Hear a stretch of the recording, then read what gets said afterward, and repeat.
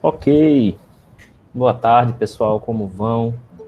Espero que vocês estejam bem, espero que vocês estejam seguros, empolgados para a nossa volta aí, certo? Apesar de termos que fazer esta volta no regime EAD ainda, né? Porque apesar de estarmos aí um ano dentro da pandemia, as coisas agora parecem que estão, né, um pouco piores do que estavam quando a gente parou. Mas a gente precisa continuar. E é isso que a gente vai fazer agora. A disciplina de Eletrônica 2, ela não foi ofertada durante esse ano inteiro, o que significa que vocês estão há um bom tempo sem estudar eletrônica.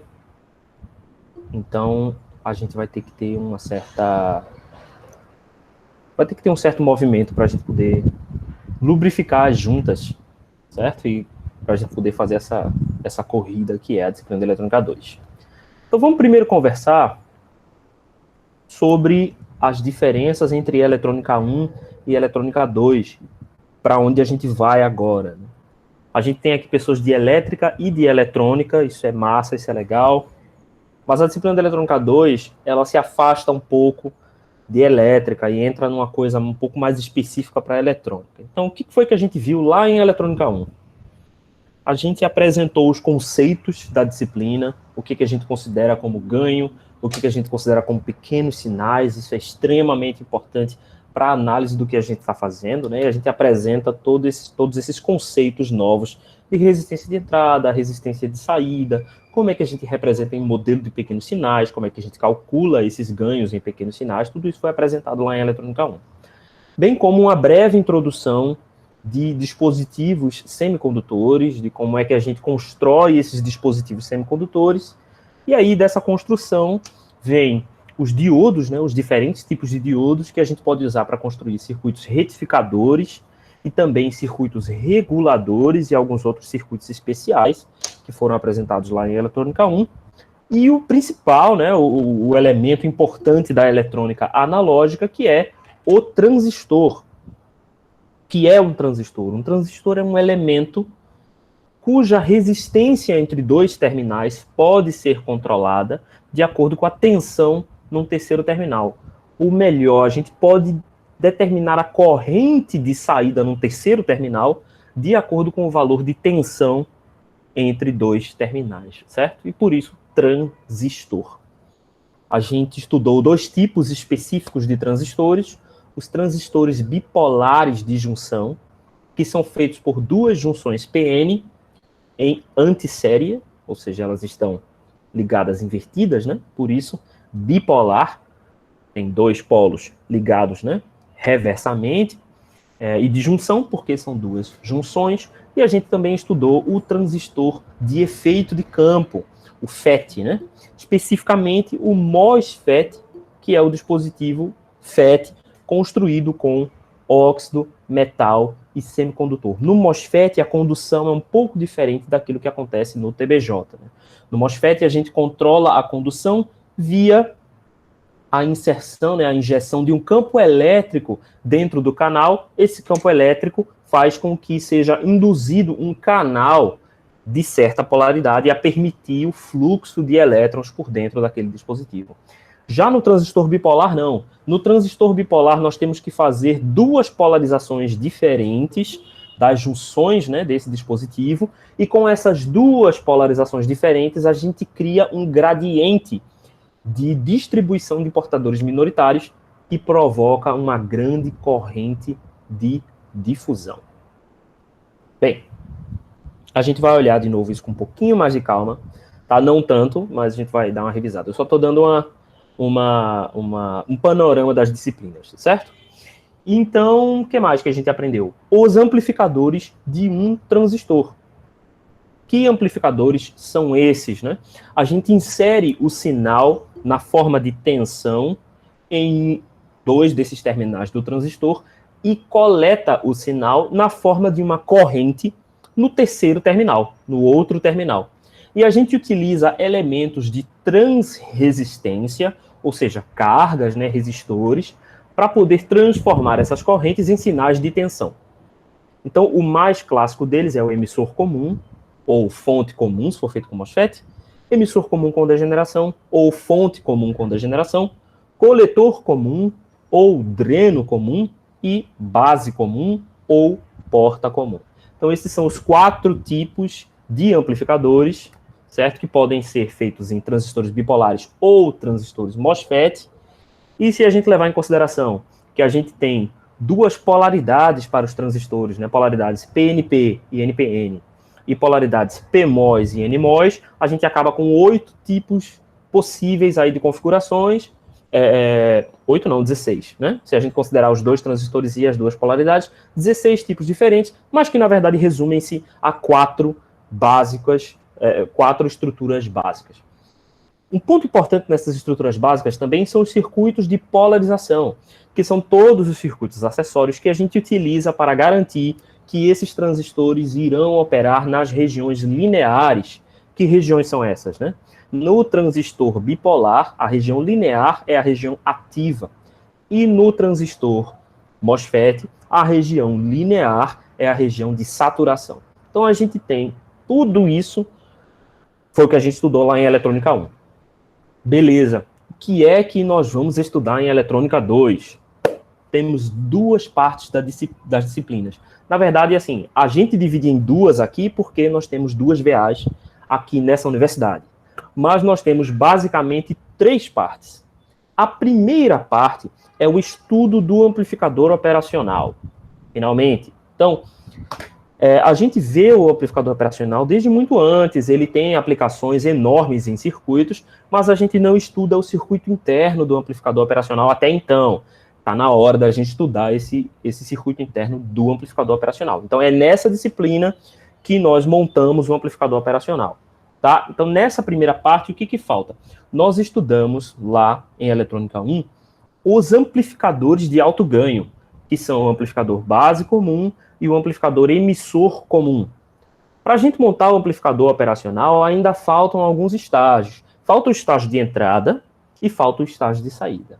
O estágio de entrada no amplificador diferencial, no amplificador operacional, ele tem que ser um dispositivo diferencial. Porque a gente precisa, no amplificador, que a saída seja proporcional à diferença dos sinais na entrada. Então, para isso, o primeiro estágio tem que ser um estágio diferencial. E o estágio de saída, ele deve ser um estágio que faz o acoplamento entre o estágio de ganho e a carga.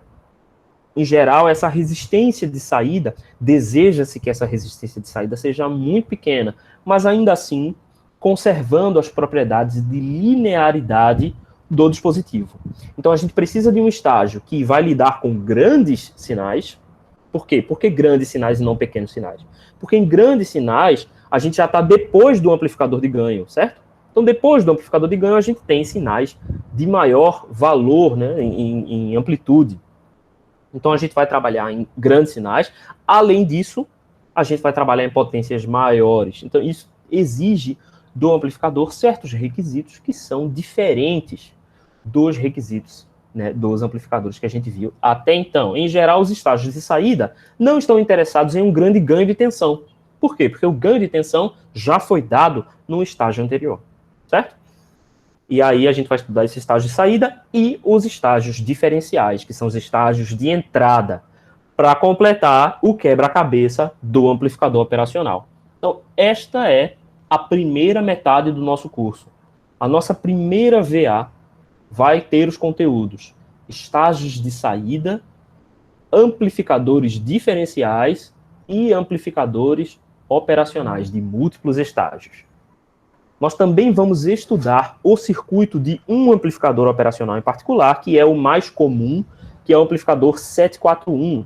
Ele já tem patente aberta, né? Então qualquer pessoa pode fabricar esse dispositivo, e nós temos, como resultado disso, o 741 fabricado por praticamente todos os fabricantes de circuitos integrados. Então, a Texas Instruments pode fazer, a ON Semiconductors pode fazer, qualquer um dos fabricantes pode fazer o 741 sem problema algum, certo?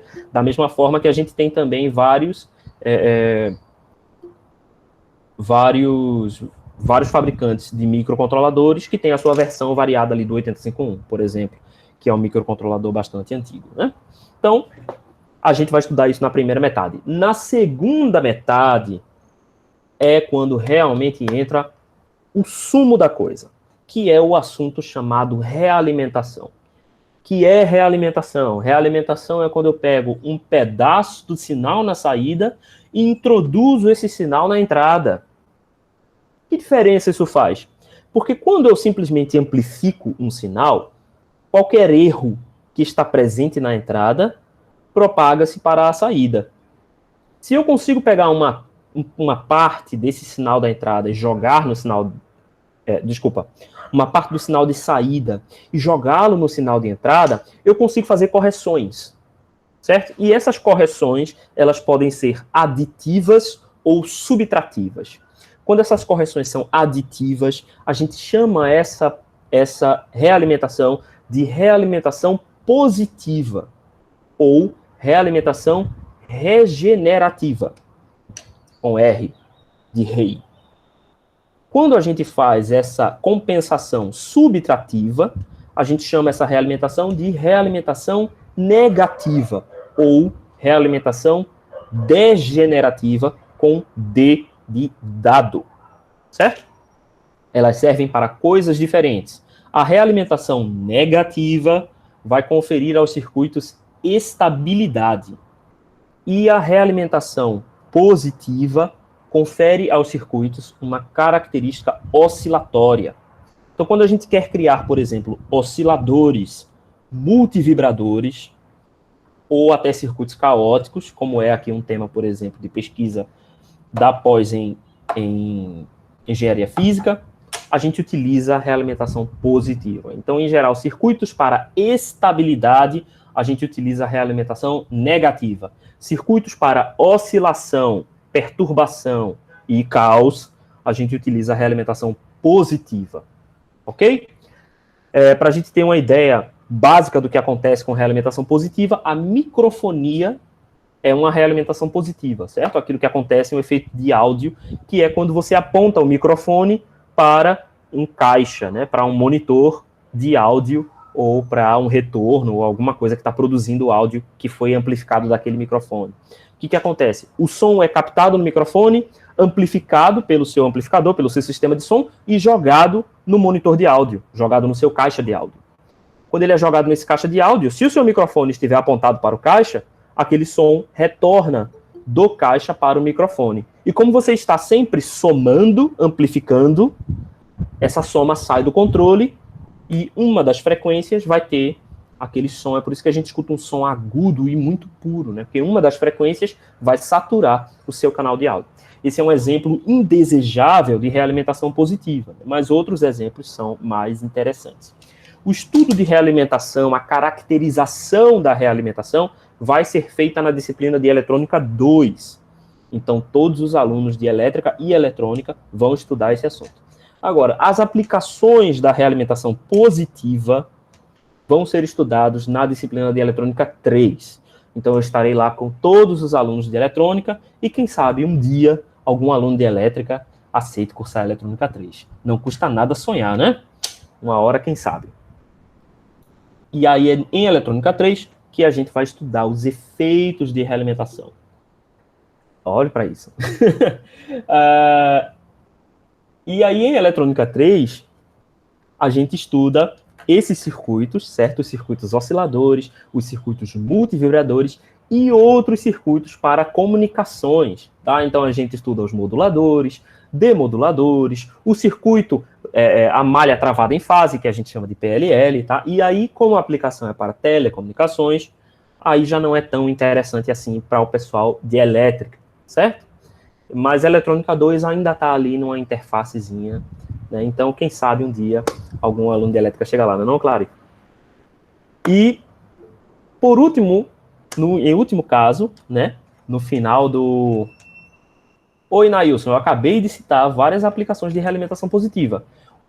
A aplicação clássica é o oscilador, por exemplo. O que é um oscilador? Um oscilador é um circuito que cria uma onda senoidal a partir de circuitos ressonantes, né?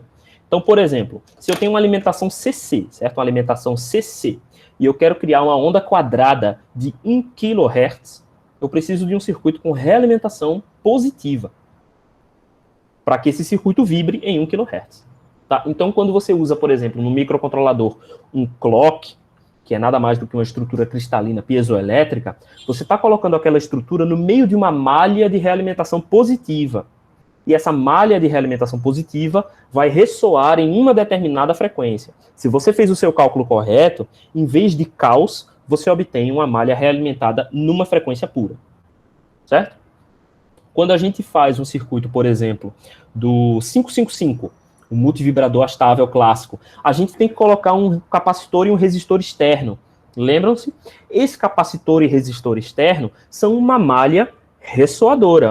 Essa malha vai ressoar em uma determinada frequência, que vai ser 1 sobre RC, ou algo parecido com isso, porque dependendo da malha que você criar, essa característica pode ser o ciclo completo ou o semiciclo. Então, às vezes, é introduzido um 2 aí. Mas ela vai ser a malha que determina a frequência de ressonância da realimentação. E aí, o que é que você gera? Você gera um conjunto de ondas que ressoam naquela frequência. E aí, dependendo do pino que você escolher, você pode escolher uma onda quadrada ou uma onda senoidal. E aí vai depender de que ponto você tira, né? Tem um ponto que você consegue ver diretamente a carga e descarga do capacitor, se você tira sobre o capacitor. Mas o 555, por exemplo, é um exemplo de realimentação positiva, certo? E a realimentação negativa, que é a que nós vamos estudar nessa disciplina, tem a sua aplicação maior em amplificadores, para que a gente consiga causar estabilidade nos amplificadores. Então, por exemplo, no amplificador operacional, vocês viram até então que quando a gente faz a realimentação, vocês devem lembrar lá, o amplificador operacional não inversor, ou amplificador operacional inversor. A realimentação, que é o resistor que liga a saída à entrada, é ligado sempre no terminal negativo, certo? E vocês já devem ter visto algum outro professor falar, olha, gente, sempre tem que fazer a realimentação no terminal negativo. Por quê, professor? Não sei, alguém vai dizer no futuro. Esse alguém sou eu, ficou agora para eu resolver. Certo? Então, a gente vai estudar aqui por que é que você tem que realimentar o amplificador no terminal negativo e não no terminal positivo. Porque no terminal negativo, você desloca os polos para a esquerda. Isso faz com que o seu circuito seja estável. Quando você realimenta positivamente, você está deslocando os seus polos para a direita. Isso é um grande não, tá? Para esse tipo de circuito. Provavelmente, se vocês já cursaram servomecanismo, vocês já devem conhecer as bases matemáticas, né, da estabilidade dessas funções. O que a gente vai ver aqui é a aplicação desta estabilidade, só que literalmente na construção de circuitos elétricos, tá? A aplicação daquele conceito de realimentação a circuitos elétricos.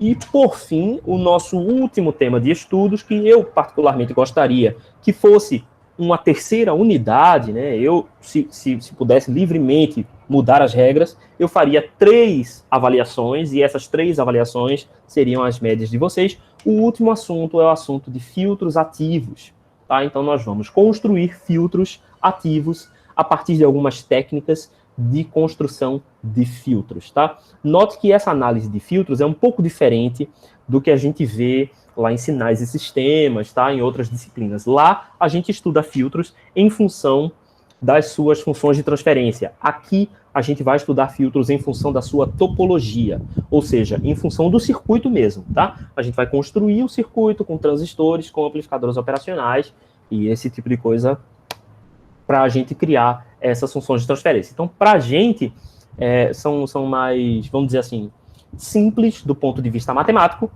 mas muito mais interessantes do ponto de vista de circuitos, porque serão implementações reais, né? A gente não vai só colocar um polinômio no MATLAB, a gente vai realmente fazer esses circuitos. Bem, vamos falar sobre a disciplina, né? Porque isso tudo agora foi só um panorama para a gente entender para onde vai essa disciplina. Como é que a gente vai fazer? Não tem condições, infelizmente, da gente fazer agora presencial essas práticas. Eu acredito que na disciplina de Eletrônica 2, isso é diferente, né? A Eletrônica 1 é a primeira disciplina dos alunos, então tem muitos conceitos que são ali importantes, e que eles precisam aprender a medir ali com os osciloscópios, com os instrumentos. Para a Eletrônica 2, temos um problema que são 30 horas de prática. É muito mais prática, tá? A gente tem uma disciplina de 75 horas, das quais 30 são horas práticas, tá? E não tem muito como a gente fugir. Como Eletrônica 2 é uma disciplina que prende muita coisa, né? A gente não pode simplesmente não ofertar a Eletrônica 2. Tem mais de 40 pessoas aqui cursando e essas pessoas precisam avançar. A gente não pode esperar voltar 100% presencial para fazer isso.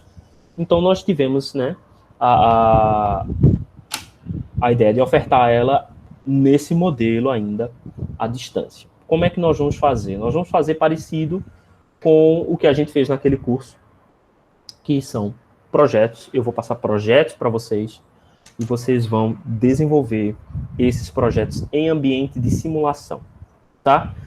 Não tem muito o que eu possa fazer com relação a isso. Se nós tivermos uma grande mudança, algo muito incrível acontecer, e assim, a gente vacinar em massa todo mundo, tipo em 2 meses, aí no final do semestre a gente pode fazer, se a gente pudesse fazer uma prática, a prática que eu faria seria o amplificador operacional, para a gente montar um amplificador operacional. Essa prática é muito legal, porque no final das contas ela é apenas um amplificador inversor. Só que é um amplificador inversor com um operacional que você monta a partir de transistores. Eu acho muito legal. Se você tiver a oportunidade de ter um pequeno laboratório na sua casa, sei que é difícil, mas se você tiver essa oportunidade, faça essa prática, tá? Se você tiver alguma coisa. Hoje no AliExpress a gente consegue comprar, assim, não tão caro, alguns dispositivozinhos que funcionam como osciloscópio. Na verdade, ele é uma placa de captura que você captura para o computador. Eu sei que existe um pequeno custo envolvido nisso, mas se for possível para você, eu recomendo que você tente fazer isso. É uma coisa muito legal. Se não me engano, tem uma galera que consegue até fazer isso com Arduino. Com o próprio conversor AD do Arduino, você consegue capturar uma onda e mostrar. E como aqui nessa disciplina a gente sempre trabalha com a polarização que a gente quiser, nem é tanto, viu, Clarielle? Clarielle tá falando aqui que demora para chegar, nem tanto, viu? Eu comprei umas coisas até chegaram com pequena rapidez. Mas, obviamente, que isso não vai ser obrigatório para... Eu vou chegar lá, José. Vai ter prova escrita assim. Eu vou chegar lá. Então, bem, fica uma ideia para você, se você quiser, certo? Fazer, eu acho que é uma prática muito legal de ser feita. Como é que vão ser as nossas avaliações? Nós vamos ter 6 dessas práticas, desses projetos, tá? E aí elas vão ser um pouco diferentes do que a gente estava acostumado a fazer em sala de aula, porque na sala de aula, em geral, eu colocava um circuito um pouquinho mais pronto, tá? Um pouquinho mais fechadinho. A gente até discutia um pouco o que a gente pode fazer aqui e tal, como é que a gente mede. E para projeto é um pouco diferente. Então, projetos eu vou ter mais as ideias, tipo, crie um estágio de saída com essas características. E aí você vai escolher qual é o tipo de estágio de saída que você vai usar, o tipo de polarização e quais são as medidas que você vai fazer no seu simulador. Tá? E aí é com você. E vai ser um pouco mais livre nesse sentido, tá? Para que vocês também aprendam a fazer esses projetos. E vai acontecer mais ou menos dessa forma. Vão ser 3 desses projetos, certo?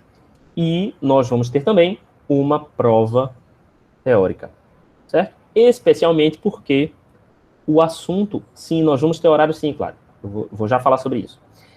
O assunto da segunda VA, que é o assunto realimentação, é um assunto totalmente teórico, certo? E aí vai ser, prova mesmo.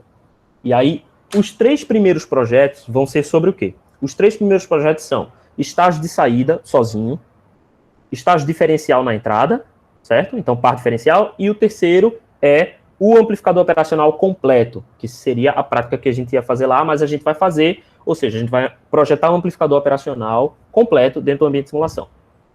As 3 últimas práticas serão 3 filtros diferentes. Um filtro biquadrático, um filtro com substituição de indutor e um filtro sintonizado, tá? A gente vai fazer essas aí. Então, a prova vai ser 70% e cada projeto... Não, eu ainda não decidi. porque os projetos vão ser bem, bem legais. Talvez eu possa botar um pouquinho mais de pontos para o projeto, assim. Talvez uma coisa do tipo, a prova valer metade, os projetos valerem a outra metade. Até porque eu quero que vocês façam os projetos e se dediquem a isso. Eu acho que os projetos vão ser bem legais. Clarielle perguntou se a gente vai ter uma hora para reunir. Sim, nós vamos ter horas para reunir. Então, se vocês olharem lá no calendário que já está no SIGA, essa semana vai ser uma semana de encontro teórico, tá? E aí a gente vai estudar os estágios de saída. E na semana que vem é a semana para a gente fazer projeto. Então, nós vamos ter os encontros nesses horários para a gente discutir o projeto. Então, você não precisa vir para a aula, mas você pode vir, e aí a gente vai discutir em grupo, certo? Inclusive, não tem problema nenhum. Quem quiser, apresenta a sua tela e a gente vai discutindo como é que faz, certo? Eu posso fazer uma apresentação antes do projeto. Então, por exemplo, nessa aula agora da terça-feira, eu abro aqui o meu simulador e mostro a vocês qual é a ideia do projeto, como é que a gente faz, e a gente vai discutindo as ideias. E na sexta, a gente vai ter uma outra aula, né, de 3 horas, então a gente pode discutir muito mais. Eu posso deixar a entrega para a segunda da semana seguinte, tá? Então vocês vão ter aí o fim de semana para fazer. O Robson está perguntando se nos projetos a gente pode ir perguntando sobre os circuitos que queremos usar para, com certeza, certo? A ideia do projeto é a gente trocar essa ideia e que os projetos sejam bem legais, tá? É o que eu acho que vai ser melhor para todo mundo. Então, a ideia não é vocês ficarem isolados, fazerem tudo sozinhos e depois aí vem a nota bombástica, né? Não, vocês vão tentando, eu estou tentando fazer aqui, eu estou tentando fazer daquele jeito. E o legal, que eu acho que vai ser interessante, é que quanto menos eu pedir, vamos dizer assim, não, os projetos não vão ser individuais, tá? Quanto menos eu pedir para vocês, mais criativos vocês vão ser.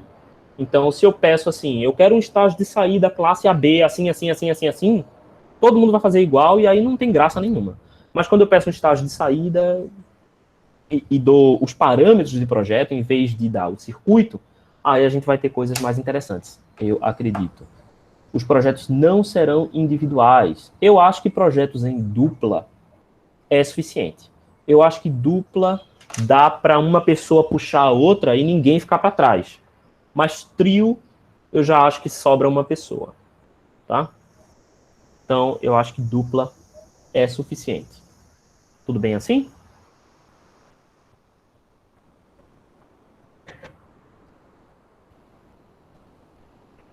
Então é isso.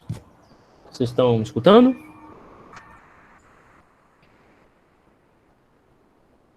Oi? Será que eu caí? Não, professor, tá aqui ainda. Ah, não caí não. Tudo bem. É muito complicado esse DAD, porque às vezes você não sabe se as pessoas estão ouvindo. É parte do jogo. Então vamos lá. Massa, massa, massa. Deixa eu apresentar aqui para vocês.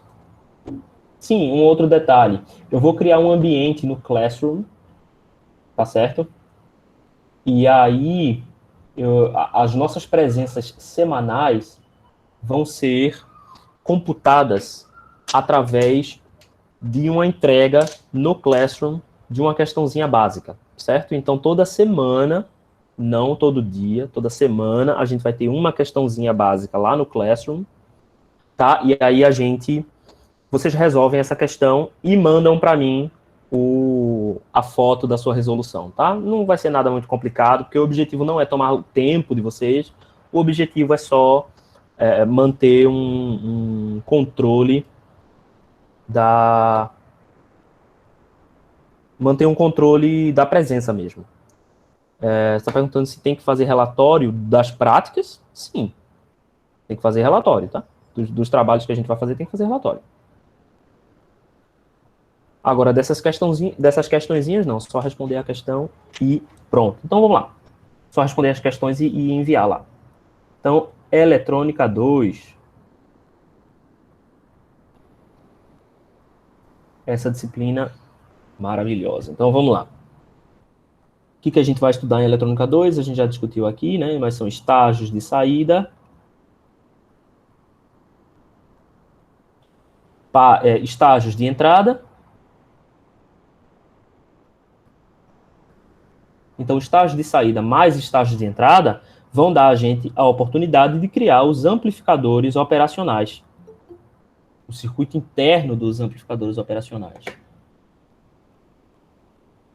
Isso tudo aqui vai ser a nossa primeira VA. Na segunda VA, nós vamos estudar realimentação e, por fim, filtros ativos. Isso aqui vai ser a segunda VA. Não vá achando que realimentação é mais simples. Não é. É uma ótima oportunidade para você tirar uma boa nota na primeira VA. Recuperar na segunda VA não é mais simples, não, tá? Então, se eu tivesse que dar um conselho, tente tirar uma boa nota na primeira VA, porque a segunda VA é mais difícil. Ok. Eu estou dando o recado agora que ainda dá tempo, tá?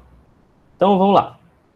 Eletrônica 1, o que a gente precisa revisar de eletrônica 1? Como é que a gente constrói o amplificador operacional? Vamos lembrar do que é um amplificador operacional, né? O amplificador operacional é um circuito abstrato que tem duas entradas, uma entrada não inversora, que é a entrada positiva, e uma entrada inversora, e uma saída.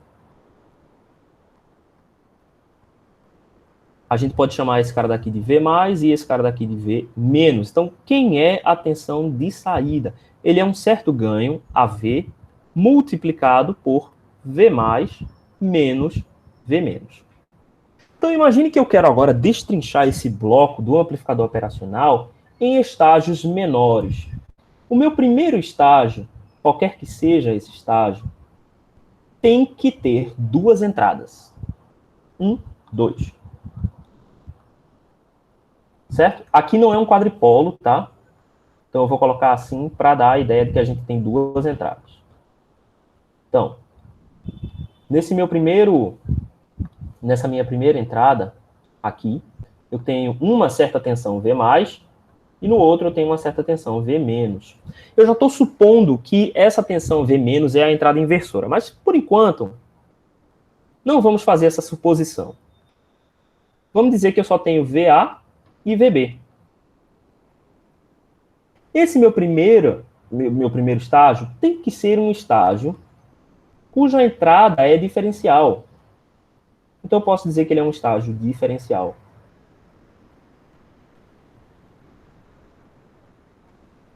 E vai ter uma única saída. Essa minha saída vai ter que ter uma certa tensão, que eu vou chamar de V1, que é proporcional. Então vou dizer que tem um certo ganho 1, é proporcional a VA menos VB. Beleza. Então assim eu já estou no caminho certo. Que caminho é esse? O caminho de construir um amplificador operacional aqui. Né? Esse cara daqui é V1. Se eu consigo fazer esse elemento, se eu consigo criar essa relação matemática, eu consigo chegar mais próximo do amplificador operacional. Um estágio diferencial é um amplificador operacional? Não. Um estágio diferencial é somente um estágio cuja tensão na saída é proporcional à diferença das tensões na entrada. E esse estágio, obviamente, tem que ter duas entradas, certo? Mas ele não necessariamente tem que ter todas as características do amplificador operacional. O amplificador operacional tem 3 características. Que características são essas? Vocês lembram?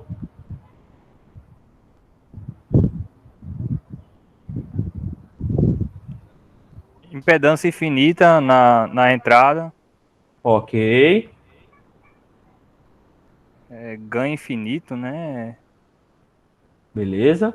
E aí eu não lembro mais, não. Resistência de saída pequena. Né?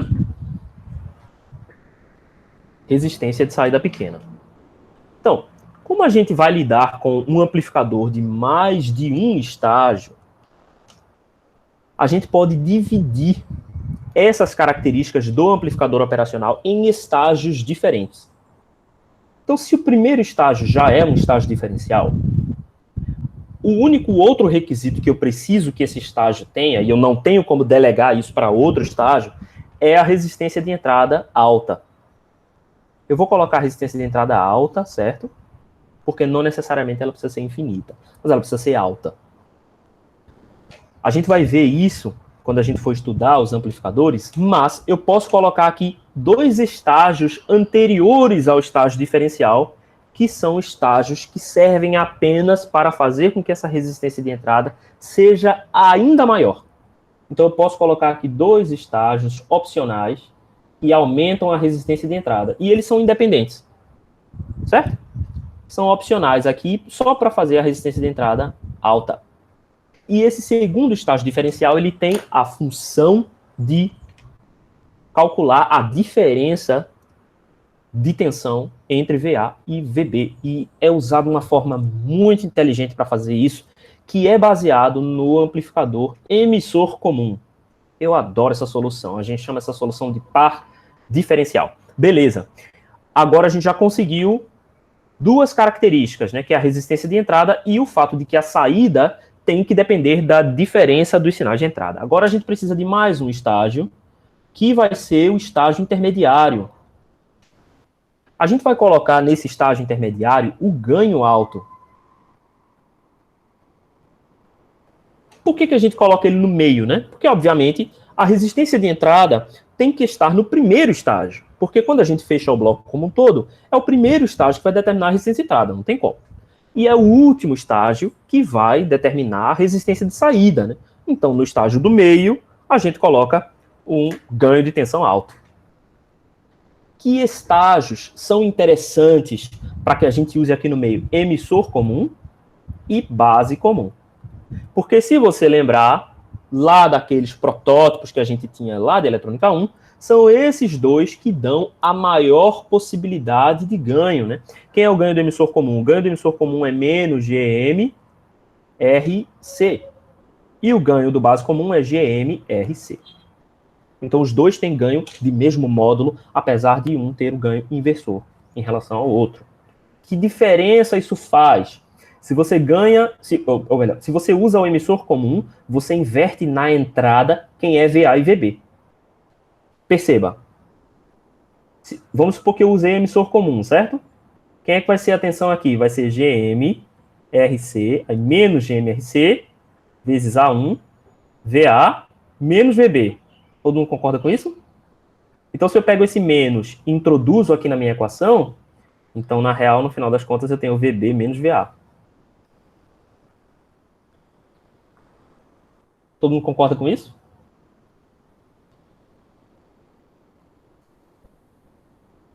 Sim, professor. Massa! Então, se eu escolho emissor comum, a única coisa que eu estou fazendo é eu estou invertendo quem é a entrada positiva e quem é a entrada negativa no estágio diferencial. Se eu uso base comum, as 2 se mantêm. Então, do ponto de vista de circuitos, o bloco total é a mesma coisa, só que eu ainda tenho as mesmas funções, é isso que eu quero dizer, certo? Então, a gente vai usar emissor comum ou base comum. E no final, a gente utiliza um estágio de saída.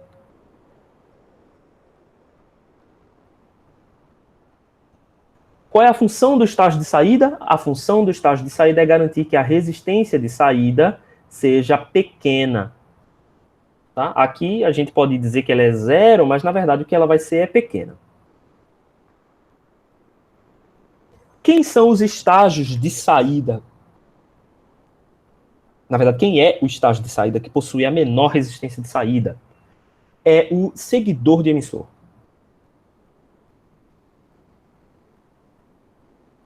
O seguidor de emissor é o dispositivo que tem a menor resistência de saída. Então, os estágios de saída serão baseados no amplificador seguidor de emissor. Ou a gente também chama esse cara daqui de coletor comum. Ok? Ficou mal escrito, mas é isso aí. Coletor comum. Então é assim que a gente vai montar o nosso amplificador operacional. A gente já estudou esses elementos aqui, ó, centrais, que é o emissor comum ou base comum, em eletrônica 1. Nós não vamos estudar ele de novo. Mas o estágio diferencial, a gente vai olhar como é que ele funciona e que propriedades a gente precisa entender do estágio diferencial para montá-lo. Como o estágio diferencial é um pouquinho mais complicado, eu escolhi começar o curso por estágios de saída. Então, a gente vai começar o estudo do nosso curso por estágios de saída. Agora, eu preciso que vocês sejam bem honestos comigo. Eu posso entrar em estágio de saída ou vocês querem que a gente use essa próxima hora para revisar algumas coisas de eletrônica 1? Revisar, professor. Ok. Então, vamos lá.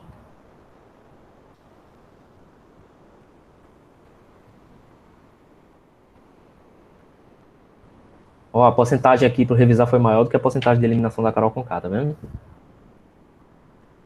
Então, vamos lá.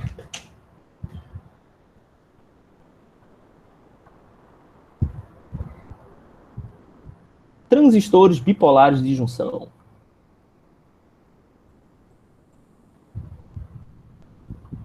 O que é um TBJ?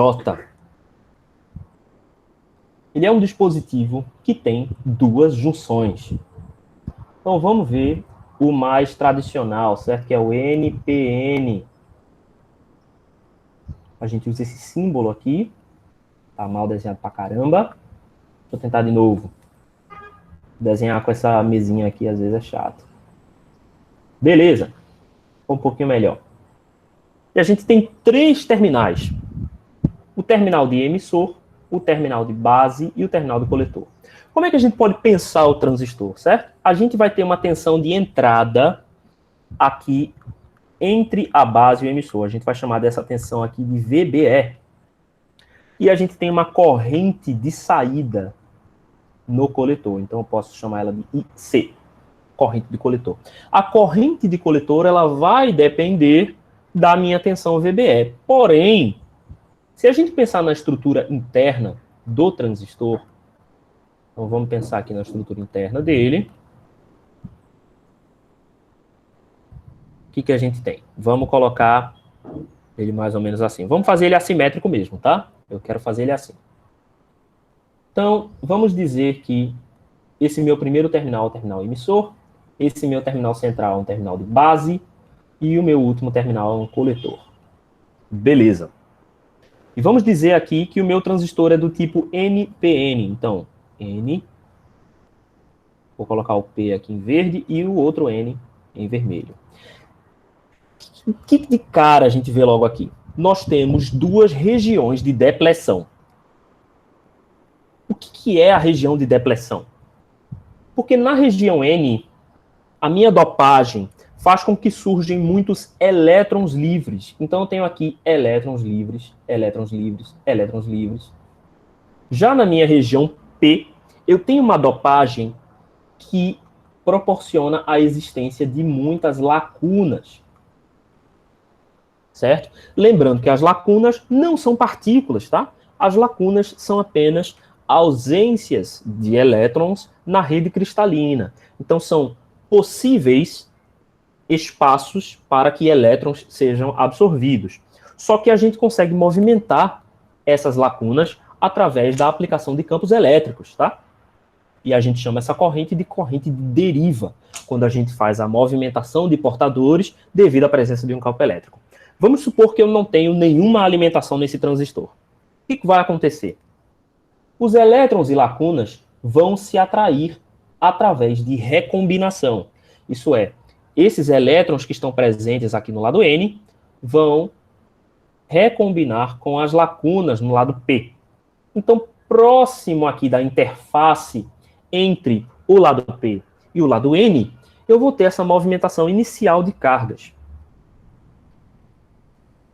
Então, eu posso traçar aqui uma certa região que está livre de portadores. Por que ela está livre? Desculpa, depleta de portadores livres. Certo? Por quê? Porque esses portadores irão trafegar para o lado contrário para recombinar com o seu lado oposto, né? Eu não vou dizer antipartícula porque não é isso que está acontecendo aqui, tá? Não são antielétrons, são lacunas, certo? Então, o elétron ele se recombina com a lacuna, certo? E aí cria uma certa região que não tem portadores. Porém, o que ela tem são íons. No caso do tipo N, os íons têm carga positiva. Por que eles têm carga positiva, né? Porque eu removi elétrons dessa rede cristalina. Então, no momento em que eu removo elétrons da rede cristalina, sobram cargas com um próton a mais no núcleo. Isso faz com que ele tenha uma carga resultante positiva. No lado P, acontece o contrário. Ele recebe elétrons. Então, eu agora tenho íons com um elétron excedente na camada de valência. Isso faz com que aquele íon seja um íon de carga negativa. Lembrando que, obviamente, a quantidade de carga total aqui na região N é exatamente igual à quantidade de carga aqui na região P.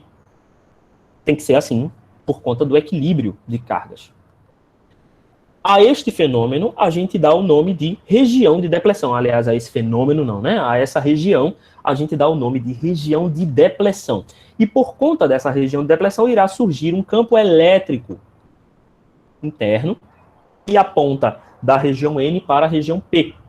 Esse campo elétrico impede o movimento de cargas. Como é que a gente faz para esse movimento de cargas acontecer? A gente coloca um campo elétrico no sentido contrário, de modo a vencer esse campo elétrico. A mesma coisa vai acontecer no lado contrário, né? No lado contrário, a gente vai ter uma outra região de depressão. Mas a sacada da coisa é que essa segunda região de depressão está na polaridade contrária, e por isso, transistor bipolar de junção. Ele tem dois polos contrários. Então, a gente pode colocar aqui a região de depressão, e as cargas no lado N serão os íons positivos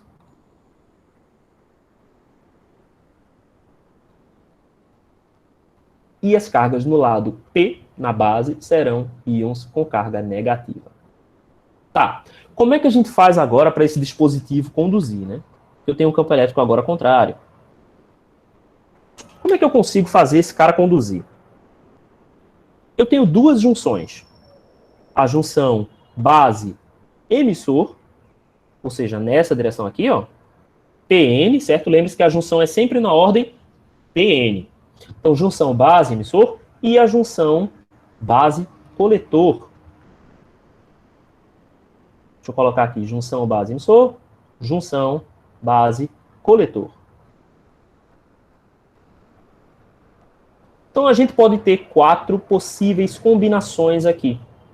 A primeira combinação é quando as duas junções estão reversamente polarizadas. Quando as duas junções estão reversamente polarizadas, essas regiões de depressão ou até aumentam, dependendo da sua tensão reversa que você colocar. Então, não há condução de corrente. O transistor não é capaz de conduzir corrente nesse modo. A gente chama esse modo de corte por razões óbvias, né? Não há corrente, a corrente está cortada. Beleza. Qual é o próximo modo? O próximo modo é quando a junção base-emissor está diretamente polarizada e a junção base-coletor está reversamente polarizada. A gente vai chamar esse modo de modo ativo. Esse é o modo linear, certo? Esse é o modo linear. Então é muito importante que a gente preste atenção nele. A gente também pode ter o inverso, né? A gente pode ter a junção base-coletor diretamente polarizada e a junção base-emissor reversamente polarizada. Matematicamente, os dois funcionam da mesma forma. Então, a gente vai chamar esse cara daqui de ativo também. Porém, esse modo é o modo ativo reverso. Por quê? Porque ele é o inverso do outro modo ativo, certo? Mas do ponto de vista matemático e do modelo que a gente pode usar, das equações que a gente pode usar, ambos são idênticos.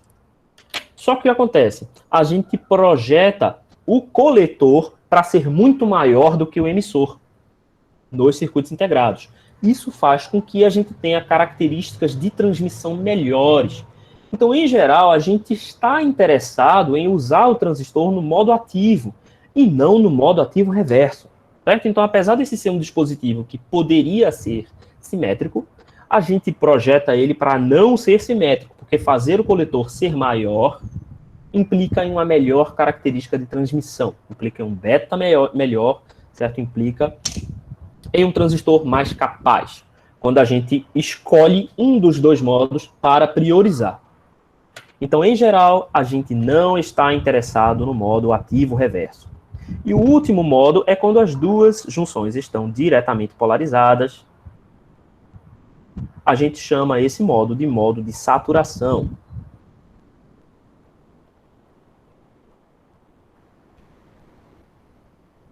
Beleza. Como é que essas correntes vão se comportar dentro desse dispositivo? Bem, no modo de saturação, ambas as junções estão diretamente polarizadas. Então, ele funciona exatamente como um diodo, certo? Que está conduzindo, só que como se fosse um par de diodos. Então, como é que a gente modela esse dispositivo na região de saturação? A gente simplesmente diz que existe uma certa tensão entre coletor e emissor, e essa tensão permanece constante. É parecido com aquilo que a gente fazia no diodo. Se você lembrar lá no diodo, o que a gente faz? Quando o diodo está na região ativa, a gente diz que o diodo tem aproximadamente 0,7 volts, 700 milivolts, certo? Aqui no transistor, a gente vai dizer que na saturação, a gente tem um certo valor que a gente vai chamar de VCE, ou seja, tensão coletor-emissor de saturação. Então, VCE de saturação. Abaixo desse VCE de saturação, o transistor opera nessa região, na região de saturação. Acima desse VCE de saturação, ele vai operar na região ativa, certo? Desde que você mantenha a tensão de coletor acima da tensão de emissor. Se você fizer o contrário, aí ele entra no modo ativo reverso, tá? Mas aqui a gente vai simplesmente nunca polarizar o nosso dispositivo para ativo reverso. Então, se ele não tiver em saturação, ele volta para a região linear, né, para a região ativa. Ok? Beleza. Como é que funciona isto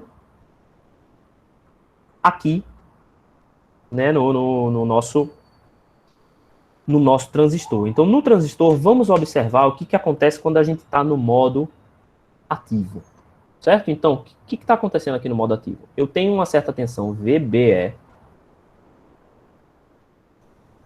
Vou botar ela assim, VBE. Que provoca uma polarização direta na minha junção JBE. E eu tenho uma outra tensão, vou colocar essa tensão aqui, ó.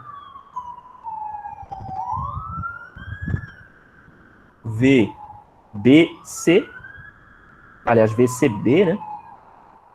Que mantém esta junção reversamente polarizada. Desculpa, pessoal, essa ambulância, porque eu moro aqui perto do hospital, mas eu vou me mudar por esses dias, então acho que vai ser muito melhor. Tá? Então, vamos lá. O que vai acontecer? Esse campo elétrico provocado por VBE vai fazer com que essa minha região de depressão torne-se diretamente polarizada. Ou seja, aquele campo elétrico que estava apontando nessa direção, ele tende a diminuir, certo? Por quê? Porque ele vai se subtrair com o campo elétrico provocado por VBE. Certo? Vai ter um campo elétrico aqui, ó, provocado por VBE. Então, o campo elétrico resultante vai ser muito pequeno. Pequeno o suficiente para permitir o transporte de portadores. Então, deixa eu apagar todo mundo aqui. Então, o que vai acontecer aqui? A minha região de depressão vai se tornar muito pequena. Pequena o suficiente para permitir a passagem de portadores. Então, vamos imaginar o que acontece aqui com a concentração de elétrons, certo? O que acontece com a concentração de elétrons? A concentração de elétrons, no lado contrário, ou seja, na base, ela tende a ser bastante alta. Como é que a gente pode chamar esse cara daqui? Ele é a concentração de elétrons, N, concentração de elétrons, mas a base é do tipo P. Então, N índice P. Vamos dizer que a gente coloca uma escala aqui, ó. Eu vou dizer que aqui é 0 e aqui vai ser um certo W que é a largura da minha base. Então, NP de 0. Ok. O que vai acontecer agora do lado contrário, na junção base-coletor? Na junção base-coletor, eu tenho uma tensão que tende a fazer aumentar o campo elétrico da região de depressão. Os dois estão... Os dois estão no mesmo sentido, só que eu desenhei errado. Vamos lá. O campo está apontando do positivo para o negativo. Esse é o campo normal da junção.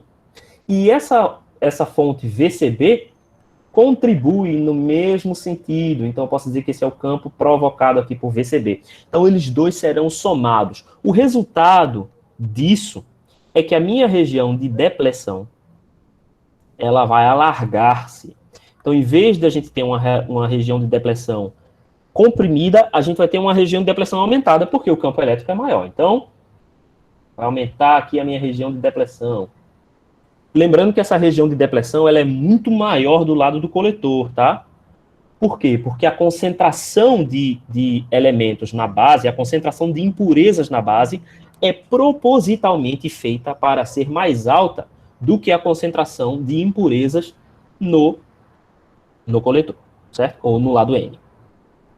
Então, a minha região de depressão vai expandir-se. Só que vocês devem lembrar, né, porque eu falei isso hoje, que dentro da região de depressão, a concentração de cargas livres é 0.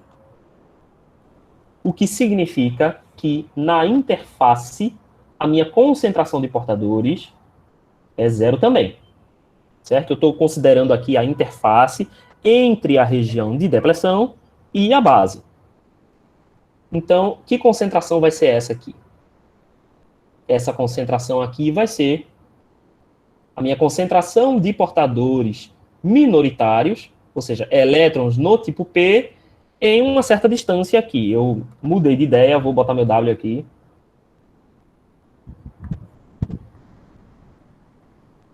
E esse W aqui vai ser um W efetivo. Certo? Então, essa minha concentração vai ser a concentração minoritária em W efetivo.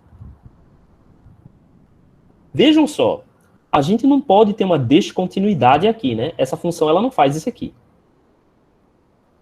O que vai acontecer é um decaimento exponencial do número de portadores minoritários. Por que são portadores minoritários? Porque eu estou aqui na base que tem tipo P. Então, meus portadores minoritários, eles fazem um decaimento exponencial.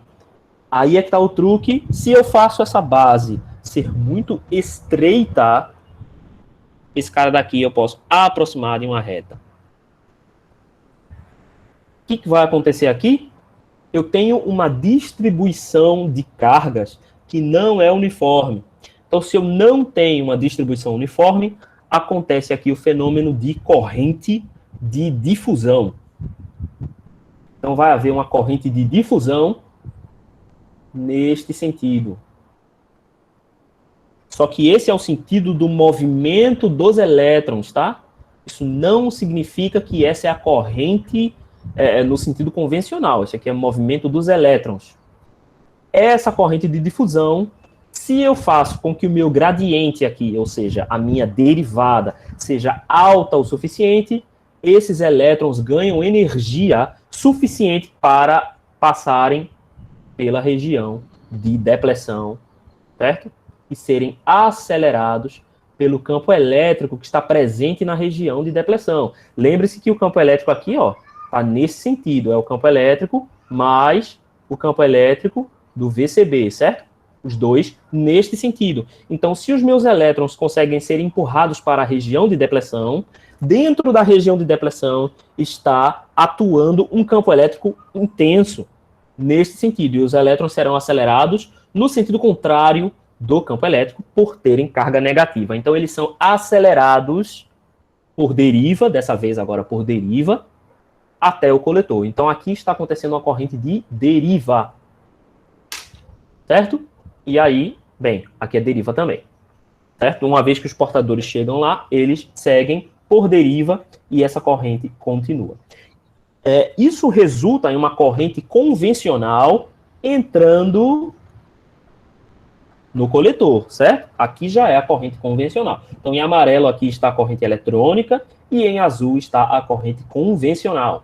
De onde vêm esses elétrons aqui, né, para fazer essa difusão? Eles vêm, em parte, da base. Então, aqui na base eu também terei uma corrente de base. E vem, em parte, do emissor. Então, a corrente do emissor. Certo? Por que a corrente de base ela é entrando? Porque aqui eu estou no tipo P, certo? Então, as correntes aqui são correntes de lacunas. Eu estou fornecendo lacunas, então, portanto, como eu estou fornecendo lacunas, a corrente flui no sentido entrando no dispositivo e não saindo, tá? Porque a corrente aqui é majoritariamente causada pelo movimento de lacunas. Certo? Então, é por isso que a gente tem aquela nossa forma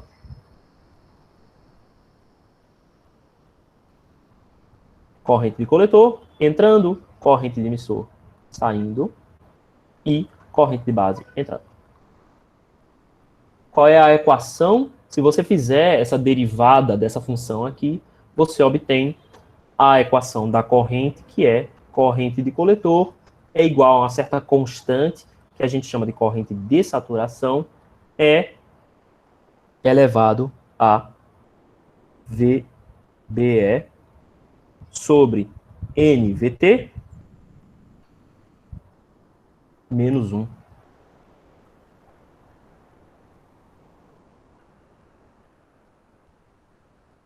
Ok? Esta é a corrente na região ativa para o transistor bipolar de junção. Quem é o modelo em pequenos sinais do TBJ? Modelo em pequenos sinais. A gente vai representar o modelo em pequenos sinais assim.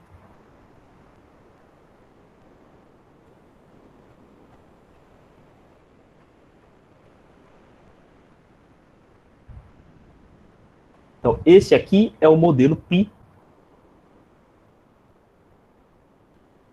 Eu não gosto desse nome, mas é o nome que foi dado. Então, beleza, fazer o quê? Então, aqui, ó, vai ser a entrada, a tensão base emissor está aplicada aqui, ó, VBE. Aqui, ó, pequenininho, né, porque trata-se da tensão em pequenos sinais, e a minha saída será coletor-emissor, a tensão coletor-emissor. Quem são os elementos? O resistor na entrada é o Rp e o resistor na saída é o RO. A minha fonte de corrente será o ganho de transcondutância vezes a minha entrada VBE. Quem são esses elementos? Rp. Quem lembra?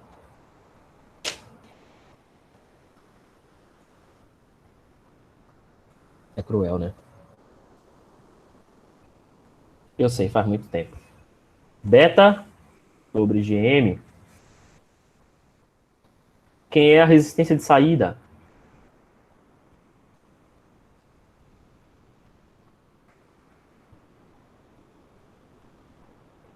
Tensão de Early sobre corrente de coletor média. E quem é o ganho de transcondutância?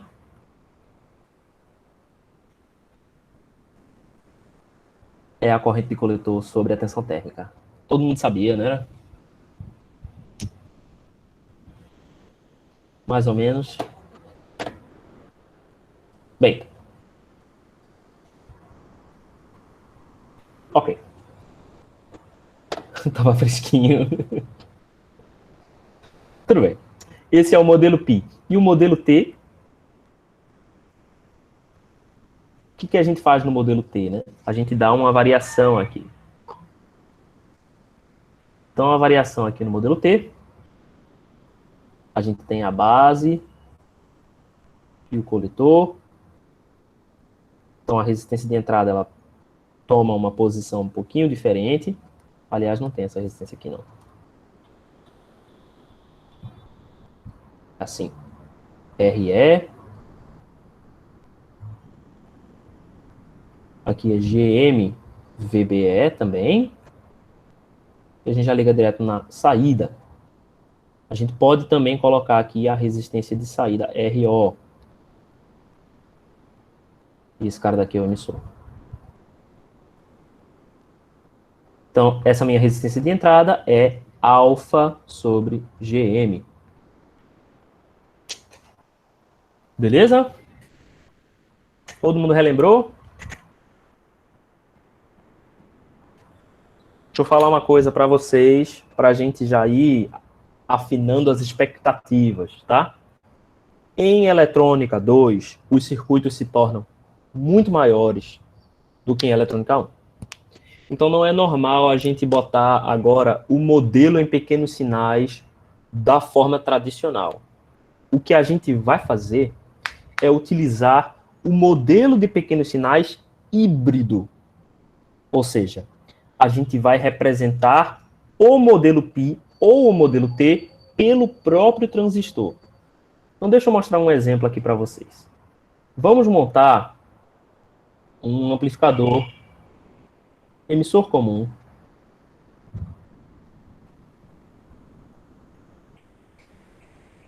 Vamos montar um amplificador emissor comum. Certo? Então, quem é o amplificador emissor comum? Vamos fazer ele com um NPN, é mais fácil. Então, quem que é o amplificador emissor comum? A gente tem uma resistência de coletor ligado a um VCC, um capacitor de acoplamento, CC2 aqui, porque vai ter um lá na frente, né?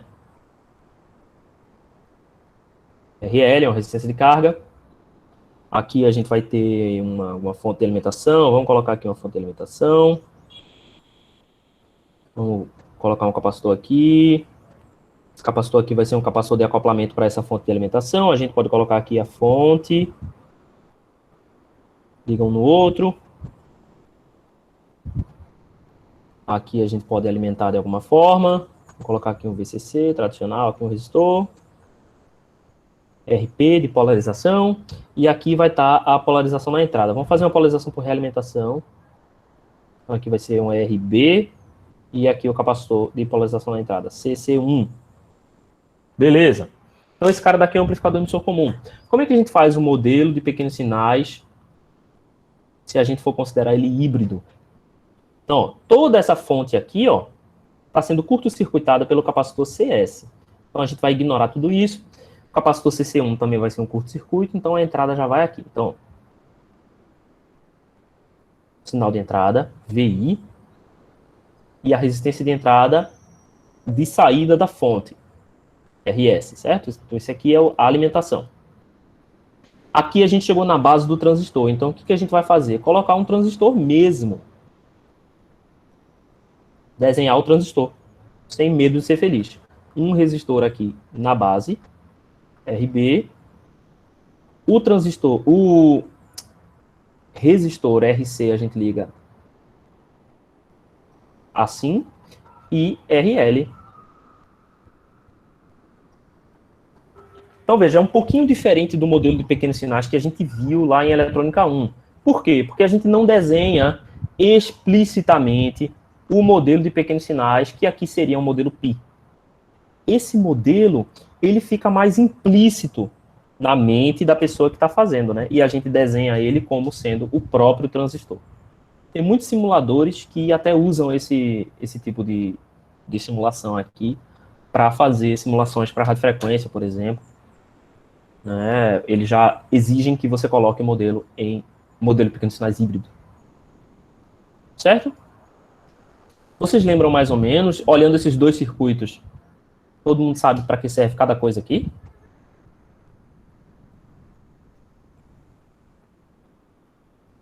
Professor, Oi.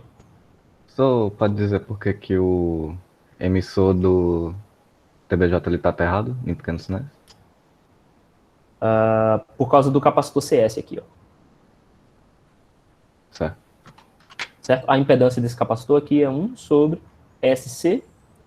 Se a gente põe essa capacitância aqui num certo valor para que a frequência de operação, né? Esse cara não vai funcionar em CC, mas vai ter uma certa frequência de operação, de tal forma que essa impedância seja pequena, quando comparada ao RO aqui, a gente está efetivamente curto-circuitando esse segundo transistor aqui, que seria um Q2 aqui, né? Q1, Q3. Eu lembro que antes de a gente terminar as aulas, eu tinha ensinado um jeito da gente olhar assim pequenos sinais, dependendo do caminho, a gente sabia já qual ia ser a impedância. Ah, Só legal. que eu não lembro como é que é direito. Legal. Beleza. Vamos lá. Vou falar sobre isso também. Vamos lá.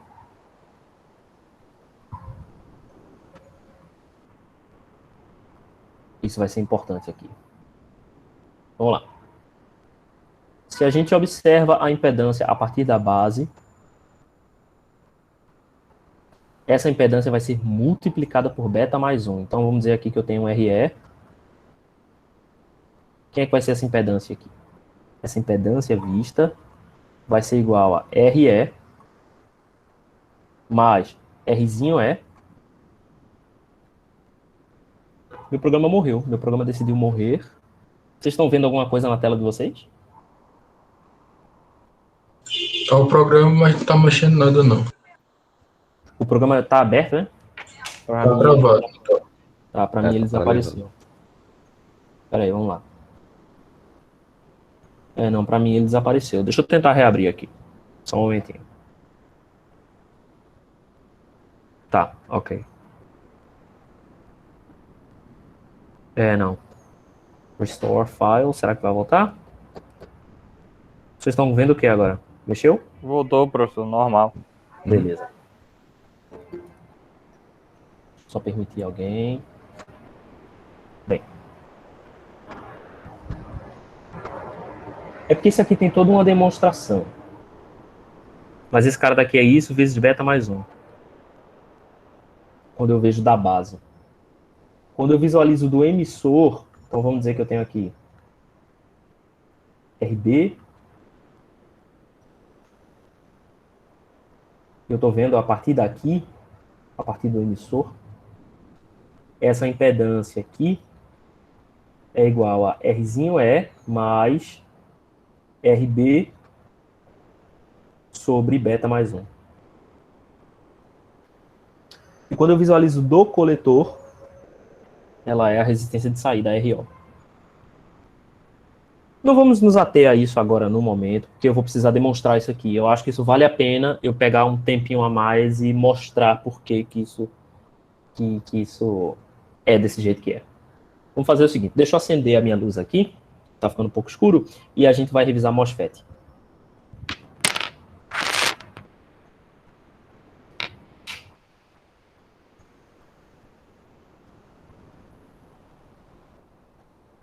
Ok. Mas basicamente é isso, tá? A gente vai usar isso toda hora. Quando a gente for usar a primeira vez, eu faço a demonstração e aí já aproveito o momento para fazer isso.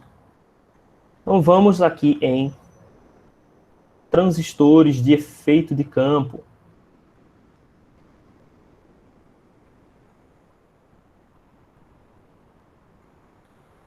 Existem várias formas da gente fazer transistores de efeito de campo, mas aqui a gente vai fazer transistores de efeito de campo do tipo metal óxido semicondutor, ou seja, MOSFET, tá? Vamos lá. O que é um transistor de efeito de campo? É um transistor que exige um campo elétrico para conduzir. Então vamos fazer o seguinte. O FET, ele vai ser um grande substrato e vamos dizer que esse substrato... Ah, tá. Deixa eu só fazer uma coisa antes. O MOSFET, ele pode ser desenhado assim, né?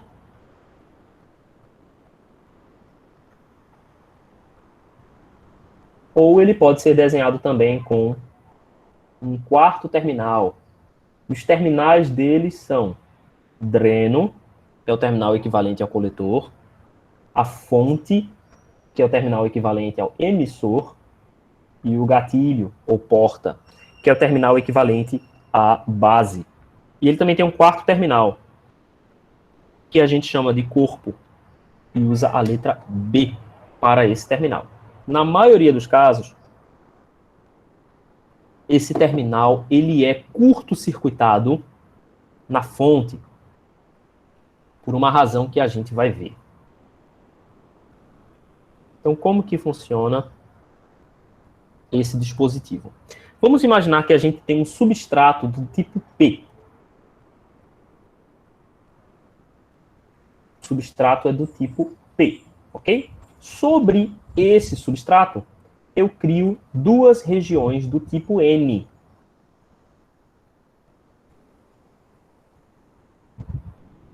Eu vou criar aqui uma região do tipo N e outra região do tipo N.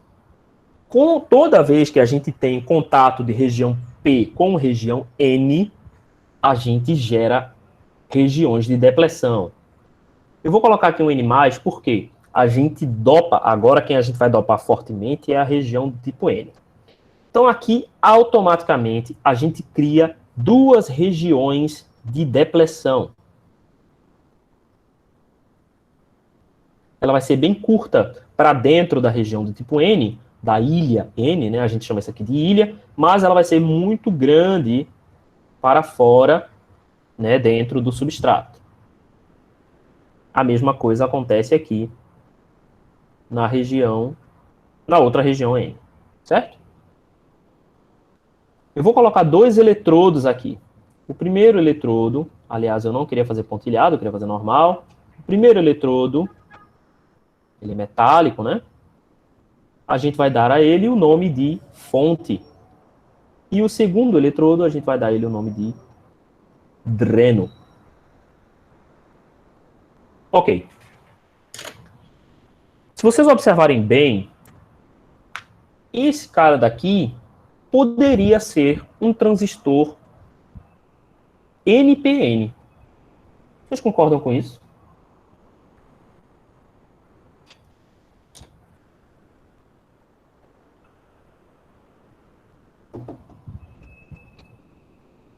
Por quê?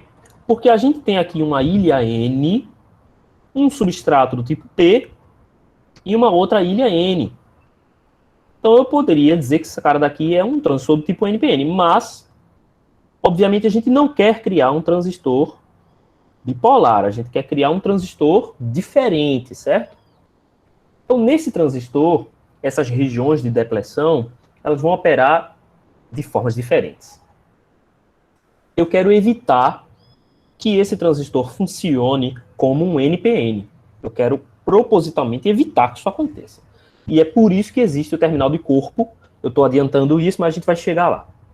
Como é que eu faço esse cara conduzir? Eu vou precisar colocar um campo elétrico. Deixa eu fazer ele standard. Eu vou colocar aqui um campo elétrico aplicado aqui nessa região central. Deixa eu colocar de preto. Vou colocar aqui um eletrodo maior. E esse eletrodo aqui vai ser preenchido com um óxido. Então aqui eu vou ter um óxido. Por que um óxido é importante aqui? Eu não quero condução da base. Toda a ideia por trás do MOSFET é a gente poder controlar sem ter que injetar corrente na base. Né? Então eu vou colocar um elemento isolante, um óxido. E sobre esse óxido, eu vou colocar o meu eletrodo. Aí esse eletrodo, sim, será o meu eletrodo de gatilho. Metálico, né? Esse eletrodo vai ser metálico e aqui vai ser o meu gatilho G. Ok, beleza. Como é que eu faço agora para fazer esse dispositivo conduzir? Eu vou introduzir uma tensão VGS entre a fonte e o gatilho. Vou chamar esse cara daqui de VGS. O que vai acontecer aqui? Vai começar a surgir um campo elétrico que vai ficar aqui presente nesse óxido. O óxido vai funcionar como um capacitor. Então eu vou ter aqui um campo elétrico apontando nessa direção. O que acontece a partir do momento que eu coloco esse campo elétrico? Né? Lembre-se que eu estou numa região do tipo P. O meu substrato é uma região do tipo P. Então, os meus portadores do tipo P são lacunas. Então, ao longo de todo o substrato aqui, eu tenho várias lacunas. Inclusive, nessas regiões aqui próximas do meu gatilho. O que vai acontecer aqui? Esse campo elétrico irá afastar as minhas lacunas. Então, as minhas lacunas irão, por deriva, afastarem-se, certo? Para o fundo do meu substrato. Então, quando eu começo a aumentar essa tensão, o que vai acontecer? A minha região de depressão, ela passa a ser um pouquinho maior. Por quê? Esse campo elétrico está afastando as lacunas. Então, eu posso redesenhar a minha região de depressão agora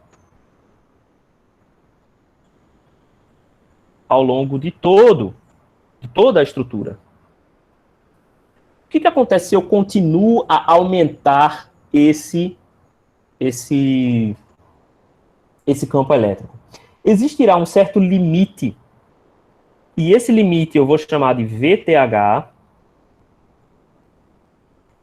VTH. Essa palavra VTH vem da palavra em inglês threshold, que significa limiar ou limite, certo? Então, quando eu estou acima desse limite, ou quando eu atinjo esse limite, eu crio energia suficiente para que os meus elétrons, os elétrons que estão presentes aqui no tipo N, comecem a acumular aqui no meu capacitor. Então, essa minha região de depressão, ela é afastada ainda mais para baixo. Então, o que vai acontecer aqui é isso. A minha região de depressão é afastada mais para baixo.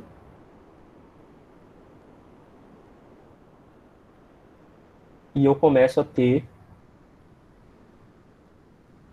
presença de portadores. Deixa eu apagar aqui o meu... apaguei mais do que eu queria. Pronto. A minha região de depressão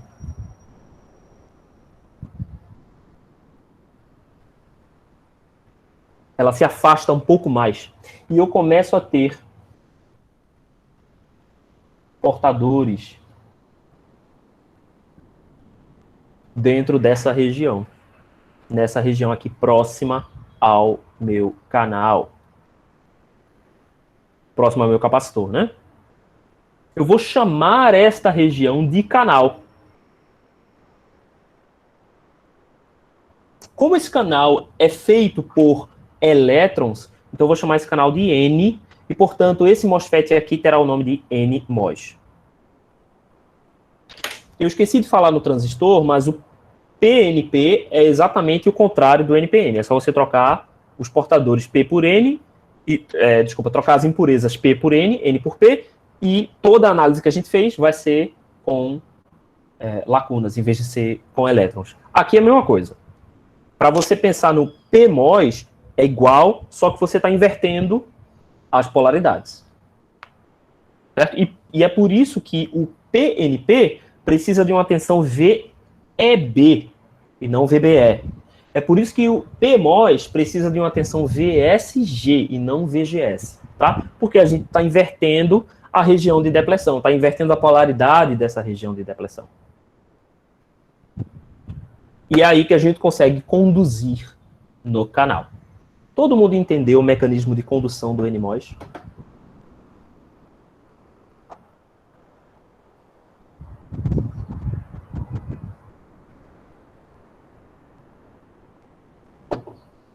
Massa, beleza.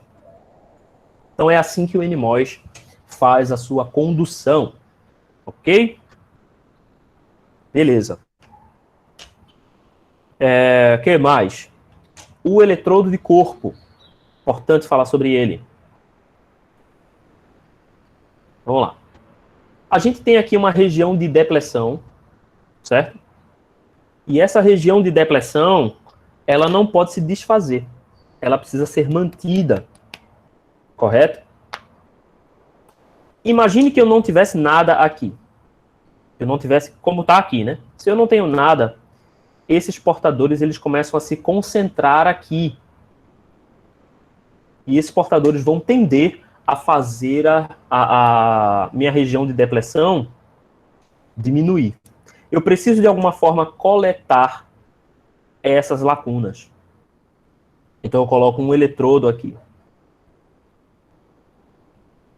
Eu vou chamar esse eletrodo B de corpo. Note que esse eletrodo não precisa ser único para cada dispositivo MOSFET. Se você tiver mais de um MOSFET no mesmo substrato, você só precisa de um eletrodo de corpo. Tá? Eu vou repetir isso. O eletrodo de corpo, ele não faz parte de cada MOSFET. Ele faz parte da pastilha do substrato que abriga todos os MOSFETs. Então, se você fizer um circuito integrado com 10 MOSFETs, você só precisará de um eletrodo de corpo. Desde que todos eles estejam ligados no mesmo substrato. E qual é a tensão elétrica que eu preciso colocar nesse eletrodo de corpo? Essa tensão elétrica, ela tem que ser a menor possível, de tal forma que esta junção PN jamais esteja diretamente polarizada.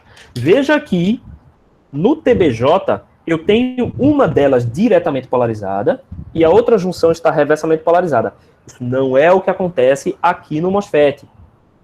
As junções PN estão reversamente polarizadas o tempo todo no MOSFET. Você não inverteu a polaridade da junção. O que você fez foi induzir um campo elétrico para afastar a região de depleção e criar um canal para a transferência de portadores. Essa é a diferença principal. Então, esse eletrodo de corpo, ele precisa garantir que a minha junção PN jamais esteja diretamente polarizada. Porque se ela estiver diretamente polarizada, esse cara vai funcionar como um TBJ. E é a última coisa que a gente quer. Todo mundo percebe isso?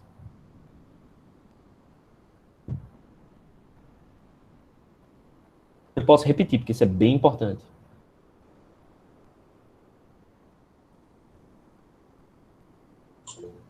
Ok, vamos lá. Se esse cara daqui a gente fosse encarar como um NPN, certo? Aqui, ó, eu tenho uma ilha N, eu tenho um substrato P e eu tenho outra ilha N. Então ele poderia funcionar como um PNP, certo? Só que funcionar como NPN. Só que para funcionar como NPN no modo ativo, eu preciso que tenha uma diretamente polarizada, uma junção diretamente polarizada e a outra junção reversamente polarizada. Vamos desenhar onde é que essas junções estariam, tá? Deixa eu botar em roxo aqui. Meu substrato é tipo P e a minha ilha é tipo N. Então ela é uma junção nessa orientação aqui, ó. Certo? A mesma coisa aqui.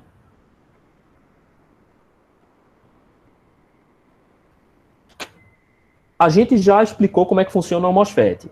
O MOSFET, ele afasta a região de depleção continua lá, belíssima, reversamente polarizada. O que eu não quero? Eu não quero que esse dispositivo se comporte como um TBJ no modo ativo. Eu quero que ele se comporte como um MOSFET. O que eu posso fazer para destruir? O que eu quero evitar? Eu quero evitar que uma dessas duas regiões de depleção PN, eu quero que nenhum... Peraí, deixa eu refrasear. O que eu posso fazer para destruir o meu MOSFET?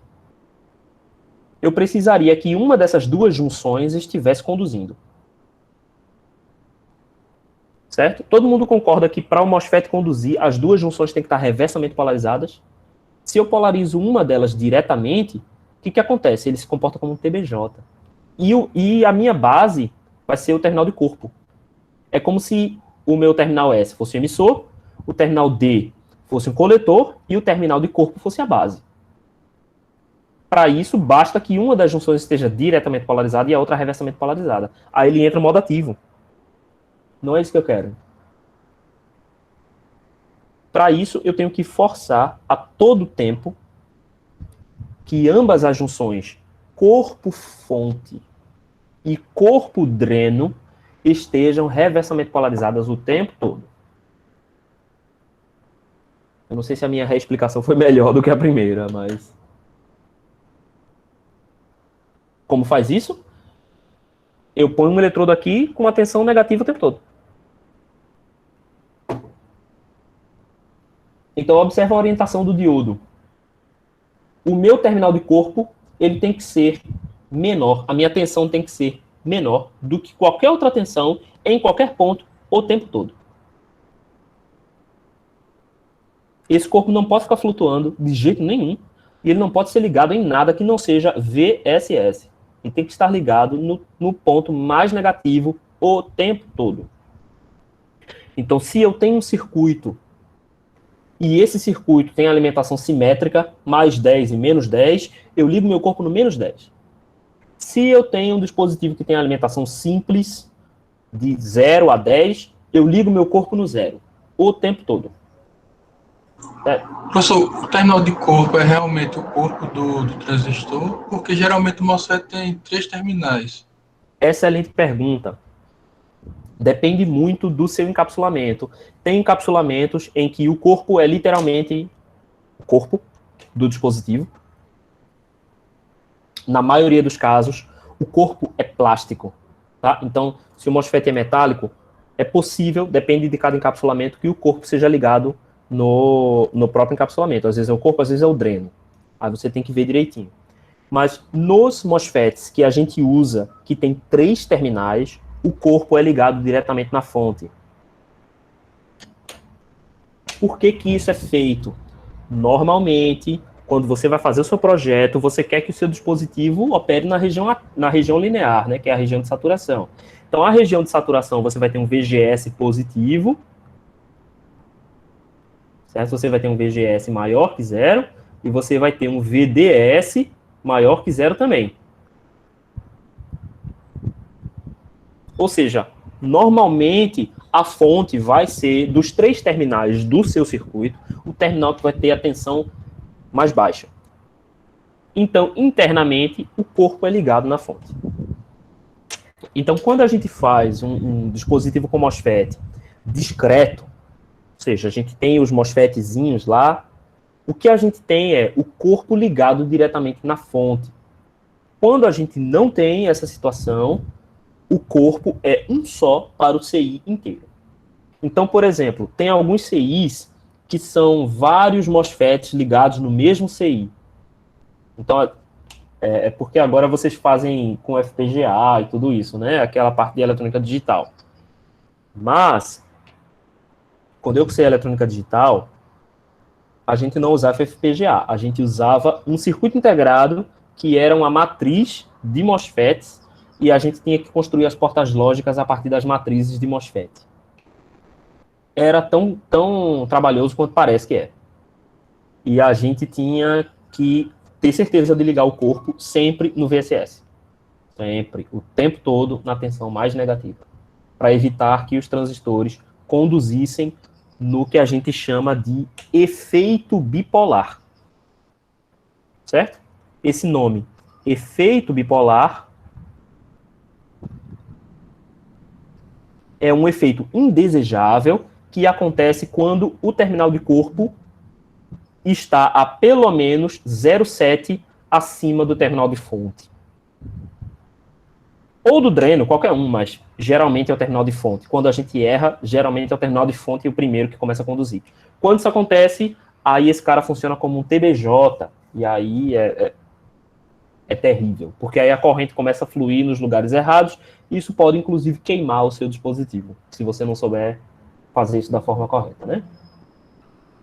Mas é isso.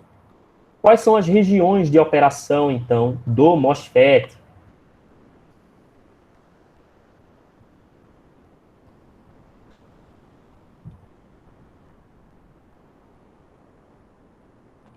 Regiões de operação do MOSFET. A gente tem 3 regiões de operação. A gente tem a operação de corte e a gente tem 2 operações em condução. A operação da região de corte não é bem uma operação, né? Mas, enfim, é quando minha tensão VGS é menor do que a minha tensão de limiar. O que está acontecendo aqui na região de corte, né? Eu não tenho tensão suficiente para expulsar suficientemente as lacunas, criando o canal do tipo N, que vai permitir ali a condução de corrente. Certo? Então, a primeira condição é quando VGS é menor do que a minha tensão de limiar. A condução acontece quando o VGS é maior ou igual que VTH. A condução vai acontecer quando eu tenho tensão suficiente para fazer com que o meu dispositivo conduza. A condução vai ter dois modos de condução, né? Um deles a gente vai chamar de modo triodo e o outro a gente vai chamar de modo de saturação. Isso vai depender das tensões no dreno, certo? Porque o que acontece? Se eu coloco uma tensão aqui também, eu tenho espaço para baixo? Tem um pouquinho. Não posso fazer isso aqui. Tá. Vou destruir isso aqui, mas beleza.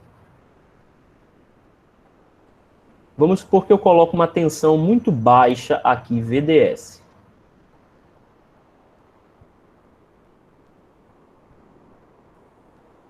VDS pequeno. Se o meu VDS é muito pequeno, eu não chego a deformar o meu canal.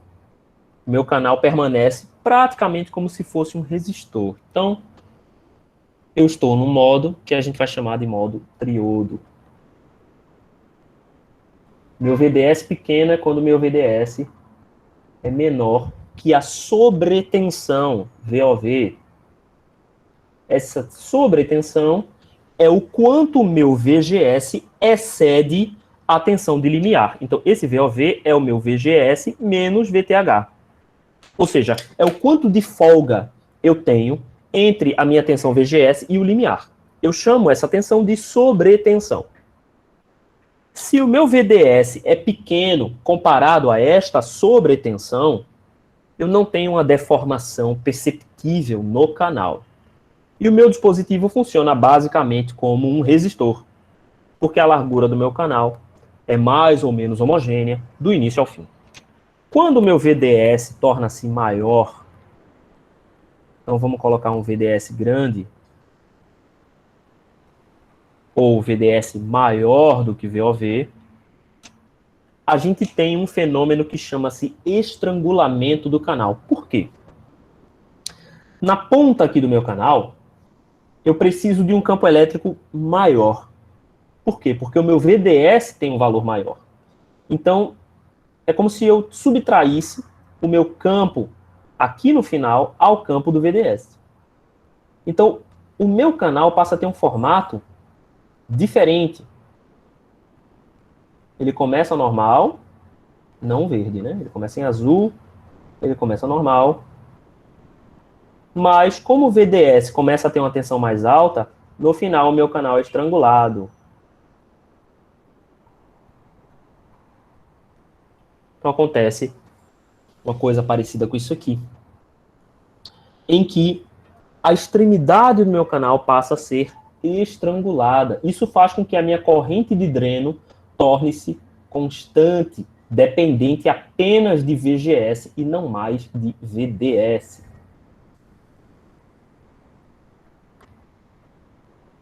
Eu não vou entrar nesses detalhes, não. Tem um vídeo sobre isso, se vocês quiserem ver, lá em Eletrônica 1, tá? Que eu gravei para o pessoal da Eletrônica 1. Então, a região triodo, o meu VDS ainda é menor do que a minha sobretensão.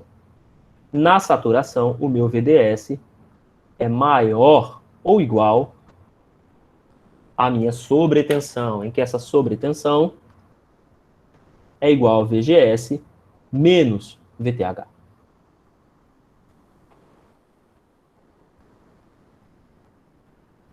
quem são as correntes na região triodo, a corrente de dreno é igual Kn em linha W sobre L. Na verdade, deixa eu colocar aqui. μN, C óxido, W sobre L. Como era? Esse nem eu lembro. O triodo era chatinho. Se não me engano, era VOV ao quadrado menos 1 sobre 2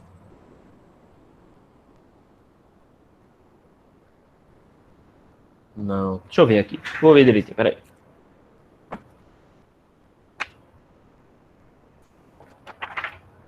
Melhor olhar do que errar, né?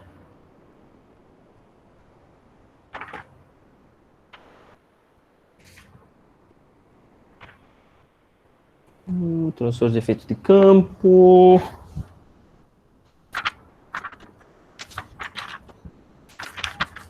Não era isso, não. Era... Um termo era linear e outro termo não.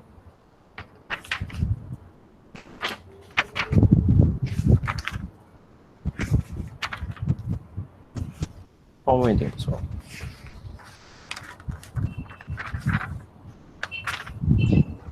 VOV vezes VDS menos Encontraste aí? 1/6 sobre VDS ao quadrado. Ah, é porque tinha VOV menos VDS aqui, né? Vezes VDS, isso. Ah, é porque... Tá. VOV vezes VDS menos 1 sobre 2 VDS ao quadrado, não é isso? Tá. Valeu, obrigado aí, Pedro. Foi mais rápido que eu. Então, esse cara daqui na região triodo. Na região de saturação, a gente tem a saturação da corrente. É por isso que a gente chama essa região de saturação, tá? Lembrando que a região de saturação no MOSFET equivale à região ativa matematicamente, né? Quer dizer, matematicamente não, em função dentro do circuito. E em relação ao TBJ. E a região triodo, ela equivale à região de saturação do TBJ. E aí, em saturação, o que a gente tem aqui é que a corrente de dreno é exatamente a mesma equação, fazendo VDS igual a VOV. Então, essa equação torna-se 1/2 de μN, C óxido, W sobre L, VOV ao quadrado.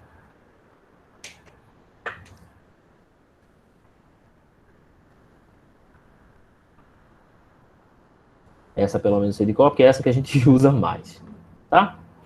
Então, essas são as duas equações do transistor de efeito de campo. Vamos dar uma olhada nos modelos em pequenos sinais e acho que tá bom. A gente fica por aqui, certo? Então, o modelo em pequenos sinais para esse transistor vai também ter o mesmo formato Pi e T, só que, nesse caso aqui, por conta do óxido, a gente não tem corrente de base, certo?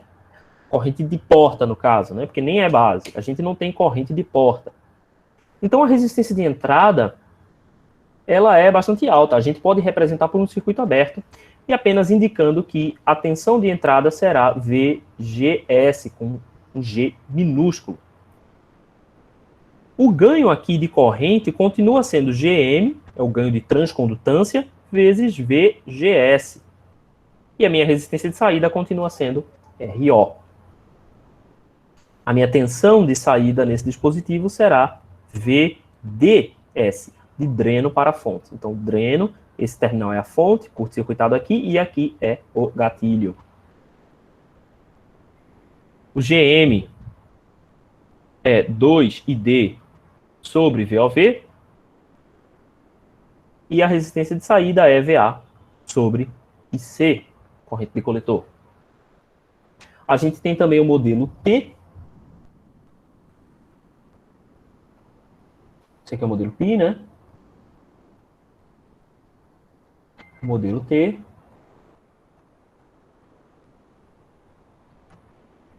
No modelo T a gente conecta mesmo, de fato, né, o gatilho.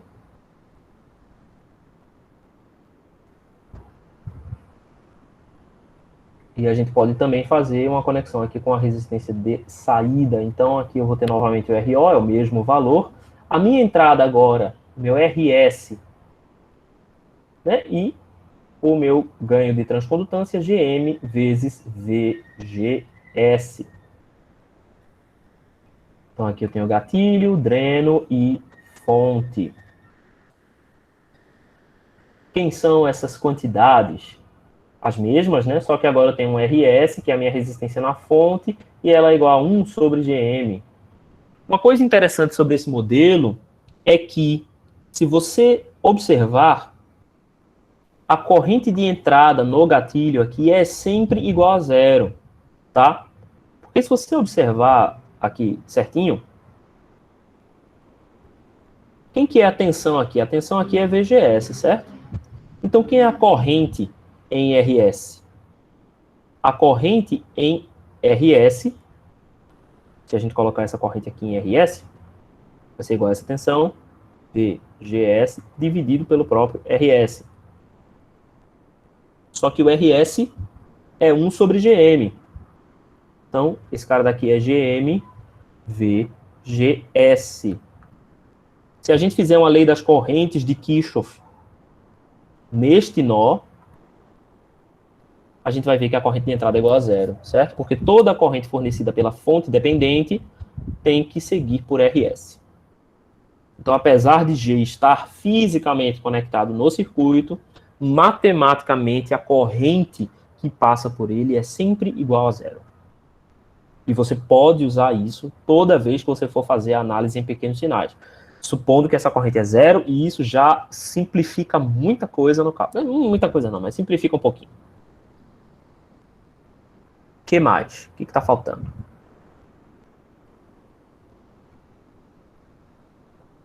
Não, acho que é isso.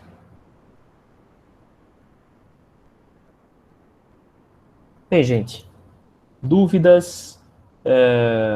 Para MOSFET é igual aquele negocinho que você vai mostrar depois? Para o MOSFET, não. Para o MOSFET, a gente não visualiza essas impedâncias porque não tem transferência de corrente entre a fonte e o gatilho. Aí a gente considera impedância infinita? Impedância finita. Não tem essa regrinha de transferência de corrente, de impedância. Ok. Beleza. Alguma outra dúvida, alguma outra questão?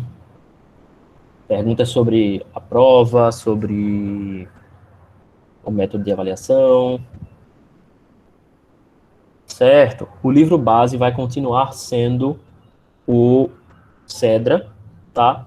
Só que no Minha Biblioteca, que é aquele dispositivo lá que a gente tem agora da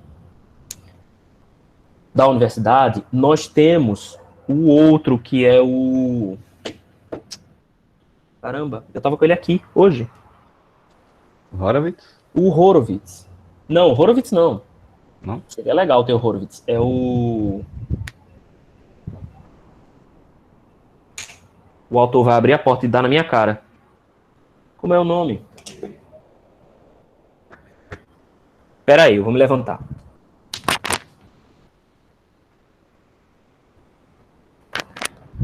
Razavi. Razavi, certo? R-A-Z-A-V-I.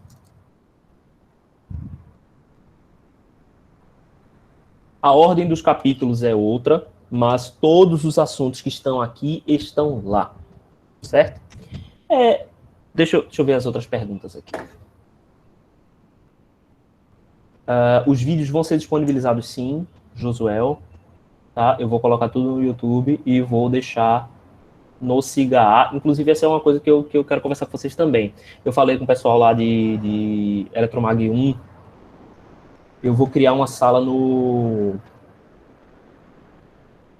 Classroom, porque o SIGA fica saindo do ar, é um negócio meio instável. Mas todas as informações que eu vou botar em um, eu vou botar no outro também, tá? Mas as atividades a gente direciona para o Classroom, porque fica mais fácil de corrigir até também, tá? E aí a gente vai fazendo. Com relação aos pesos das avaliações, é isso. Eu tinha imaginado 30% para os projetos, mas aí depois eu acho que 30% vai ficar pouco. Eu vou pensar nisso. Eu queria que vocês fizessem projetos bem legais, assim, eu queria que fosse bem bacana mesmo. Então, acho que mais uma pontuaçãozinha, acho que ajuda. Talvez um 40 ou até metade da prova. Porque a gente está nesse formato aqui, certo? A prova é uma lista. Tipo, passar uma avaliação para vocês resolverem. Prova e lista é a mesma coisa. Nesse formato aqui que a gente tá. Qual a diferença? Certo? Então, eu não decidi ainda, mas eu estou tendendo a colocar uma pontuação maior para os projetos, sim. Porque é ali que vocês vão ter um contato legal e vão poder fazer coisas diferentes e realmente mexer no negócio e fazer, sabe? Eu acho que o método da gente, que é esse método expositivo, ele tem muitas limitações. Então, a partir do momento que vocês põem a mão na massa e trabalham mais, eu acho que é mais legal. Então, valorizar isso na nota também faz sentido. Porque é assim que vocês vão mostrar mais trabalho. Né? O simulador vai ser o Proteus ou qualquer outro? Você pode usar qualquer simulador que você quiser. Agora, eu estou recomendando, como né, a gente precisa usar simuladores que sejam de acesso gratuito, eu recomendo que vocês usem o Easy EDA. Easy EDA. Ele consegue fazer todas as simulações que a gente vai precisar fazer nessa disciplina. Tá? Então, tudo a gente consegue fazer com ele, inclusive design de placa de circuito impresso. Vocês também conseguem compartilhar o design entre duas pessoas, tá? Então, vocês podem fazer isso também. Então, a dupla pode se adicionar nesse Easy EDA e compartilhar os seus projetos. Isso é muito útil, né? Muito fácil aí para vocês conseguirem ter acesso a todos os arquivos de uma vez só, de uma maneira simples. Mas você pode usar o simulador que você quiser. Tem um outro simulador que chama LT Spice, que também faz a maioria das funções. Ele é um pouco limitado no sentido da biblioteca. Ele não é tão bom assim na biblioteca, porque ele só tem na biblioteca padrão os componentes da LT. Salviano, eu gosto muito do Cedra, certo? Eu gosto muito do Cedra e vou me guiar pelo Cedra. Mas o Rasavi tem todos os conteúdos. Eles são praticamente o mesmo livro. Basicamente a mesma coisa. Só que eu gosto mais da linguagem do Cedra. Eu estou mais acostumado com ele também, que foi o que eu usei mais, tanto na minha graduação quanto agora como professor, eu usei muito mais o Cedra, então eu vou me guiar por ele. Agora, com relação à recomendação de livro para você ter, se você quiser comprar um livro, eu recomendo que você compre o Horowitz. A Arte da Eletrônica é o nome do livro. Certo? Então, se você escolher um livro assim para você comprar, para ter na sua casa como engenheiro, compre o Horowitz. Tá? A vantagem dele é a desvantagem dele também. O Horowitz, ele trata dos assuntos de uma maneira diferente e que não é a mais intuitiva para o aluno que quer aprender as coisas de uma forma sequencial, entende? Então, num curso de graduação, geralmente a gente quer construir uma coisa em cima da outra, né? Então, a gente tem um assunto e a gente constrói o próximo e por aí vai. O Horowitz, ele não faz muito isso, ele já vai direto e põe coisas avançadas no início do livro. Agora, se você já cursou eletrônica, você já é um engenheiro eletrônico ou uma engenheira eletrônica, né, no caso das meninas, e você quer um livro que possa ser uma referência rápida para você entender como é que fazia aquilo ali, o Horowitz é muito melhor para você ter. Certo? Então, se vocês forem investir dinheiro num livro, compre o Horowitz. Agora, se você tiver dinheiro para comprar todos aí, compra todos. Compram para mim também, que o meu tá velho. Tá? Beleza, pessoal? Então eu vou criar o Classroom, vou botar lá a atividadezinha, tá? Só uma atividadezinha simples para a gente fazer, para marcar a presença de vocês nessa semana. Na semana que vem já é o primeiro projeto, tá? Aí a gente se reúne na terça-feira para discutir o projeto, vocês fazem, na sexta a gente se reúne de novo, discute um pouco mais e vocês entregam na segunda. Ok. Muito obrigado, pessoal, e até a sexta-feira.